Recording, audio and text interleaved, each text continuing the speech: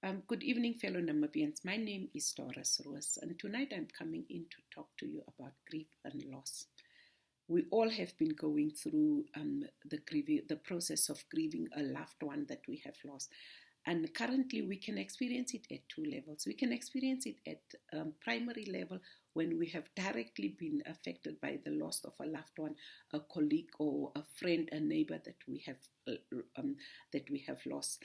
But we can also experience it at a secondary level. The fact that our movement has been limited, the fact that we can't go to the gym anymore, the fact that we can't go and hang out. Maybe you are coming from a house where you had a lot of siblings and you always met on Sundays at your mother's house at the barbecue, and your children and your nephews and nieces were playing, and now all those things cannot happen. That in itself also affects your emotional well-being. The fact that you can't hang out, you can't socialize in a meaningful way or connect in a meaningful way with your loved ones. That in itself is also affecting your emotional well-being. So it's important that you take note of these emotions that you are experiencing.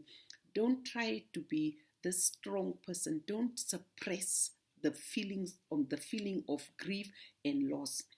Acknowledge it. Don't try to be give the impression that you are this strong person, this superhuman being who can cope under whatever circumstances. Acknowledge the emotions that you are experiencing. Create a space where you can go and where you can mourn. In these days, it's important that you keep your faith. Make sure that it's not just faith in your Christian faith or your Muslim faith, but it's faith in your own resilience, faith in your own capacity, faith in your own strength. The fact that after you have lost a loved one or after you have lost somebody who was very close to you, you can still get up and you can face the world. So it is important.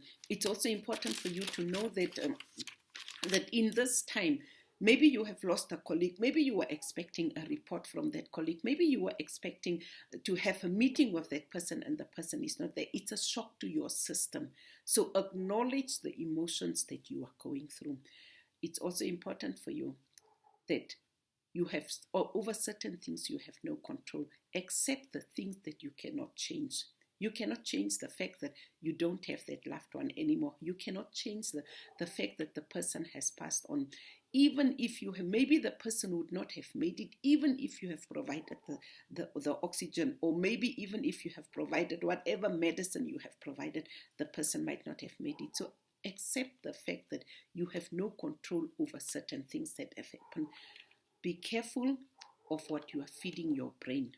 Make sure that whatever you feed your brain is the right information and positive messages, not blame, not anger. Try to avoid the negative emotions, the anger of losing a loved one, blaming yourself for not being there or not arriving on time.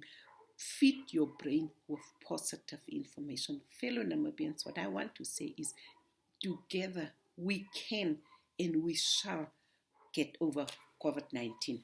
We shall win the battle against COVID-19. Thank you.